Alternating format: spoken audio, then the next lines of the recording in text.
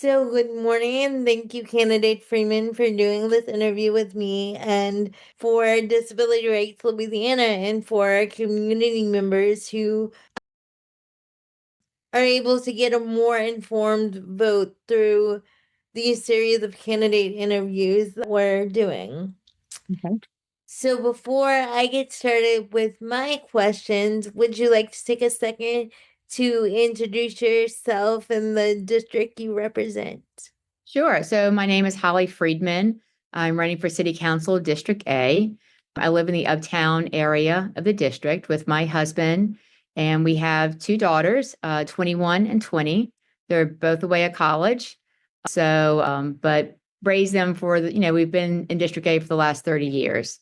I formerly worked for Councilmember Joe Giarrusso, who currently is the District A representative, and left there in 2023 to work at the district attorney's office because he had a new program he wanted to develop to abate the violent crime issue we had in New Orleans. So I've been there until I'm there right now. I'm on leave, but I'm at the DA's office currently right now. Well, it's so nice to meet you. Nice to meet you. Thank you for having me. No problem. So, for my first question, what steps would you take to make New Orleans infrastructure and public spaces more accessible to all residents? And how would you ensure that residents with disabilities are at the table when decisions are being made about the city's built environment? So I do believe our infrastructure has to serve everyone. So that means our sidewalks and public buildings and curb cuts, they have to meet ADA standards. And too often, accessibility is treated more as an afterthought, right? Instead of planning. So we react to things instead of putting thoughtful planning into our infrastructure. And so I want to create an accessibility advisory council. So that way, everyone has a seat at the table. And we're not just saying what we think will work or we think will help a certain community, that they will have a seat at the table. They will advise us how to do this. They will advise the construction process.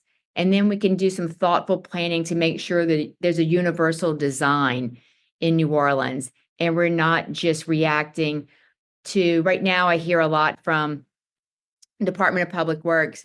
Well, when we tear up that corner, then we'll make it ADA compliant. But we're not putting any thoughtful planning into doing it when there's not construction there. And so that's something that we can work on and do better. But I think having an advisory council will help us do that as well. Thanks. How will you support economic opportunity for residents with disabilities? And what steps would you take to ensure that jobs across the city, including city jobs and contracts, are truly inclusive and equitable?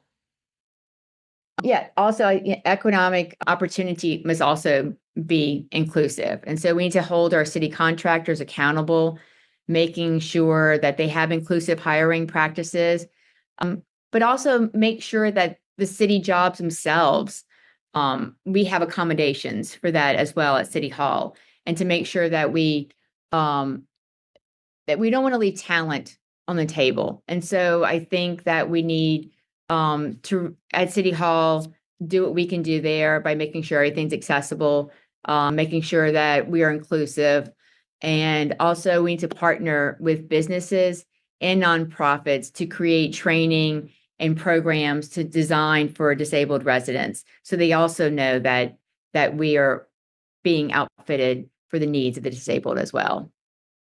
Great idea. What is your vision for ensuring that residents with disabilities can access safe, affordable, and accessible housing in every neighborhood of the city?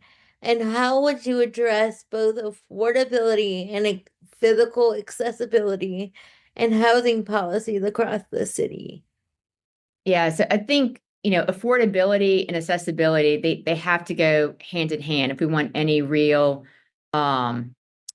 equality in housing. And so housing, I feel, is one of the tougher challenges that the disabled communities face because houses aren't always outfitted for that. And so my vision is that neighborhoods have to be both affordable and accessible. So I want to push for incentives that encourage developers and businesses who are building houses that they build ADA compliant housing. We need to also enforce that in our healthy housing funds that we have ADA compliance built in for that. Now we're concentrating, it seems like, for affordable housing, but we need to put that into that funding message as well, that we need to make them accessible as well. We also need to look at, we have a lot of older homes in New Orleans, right? We don't have a lot of new development. So how do we retrofit those older homes so that they're ADA compliant as well? And so I think we need to work with a lot of those preservation groups as well. Right. And along those lines, how would you work to expand access to mental health care in New Orleans, particularly community-based services? And what role do you see the city playing in preventing incarceration of people with mental health conditions? Yeah, so the mental health part is so tough because we need to devote more funding and money to helping individuals that we don't want them to fall prey to criminal charges. Like that is not going to help them at all. And to criminalize mental health is not the direction I think New Orleans needs to go in. Too many people end up in jail because they didn't get the proper care they needed before that time came. So the messaging to me and the funding to me is before jail. But we need to invest in community-based mental health services across neighborhoods. We also need to educate the police on what is a mental health crisis, right? And what is a criminal act, and kind of separate those two, and to educate police on that. But we also need to have a place where we don't always call the police for a mental health crisis. We need to fund social workers. We need to fund programming that helps them and takes care of them. But we need to strengthen all those programs so we're not relying on police to make it a criminal charge. Yes. And how would you advocate for more equitable access to Medicaid and other healthcare supports for residents with disabilities in New Orleans? And what types of policies would you oppose or support? Yeah, so navigating healthcare shouldn't be like navigating a broken system. We should be able to navigate healthcare because it's essential. And so we need to work with the state.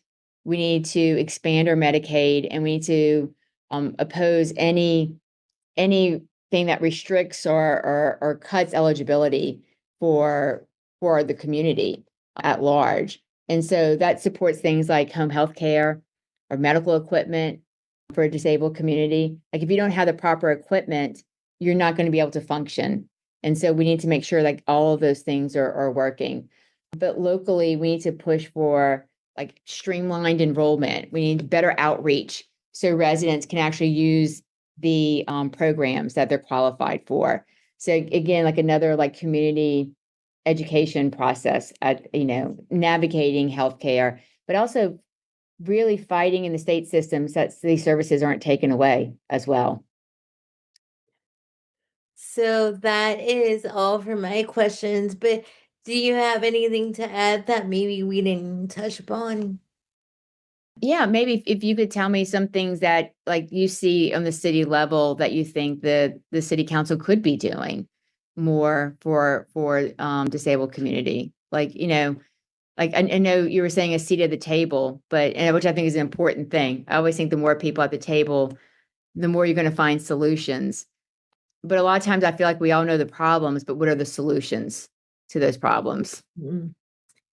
Yeah, and that's something we could definitely collaborate on. Yeah, yeah, yeah.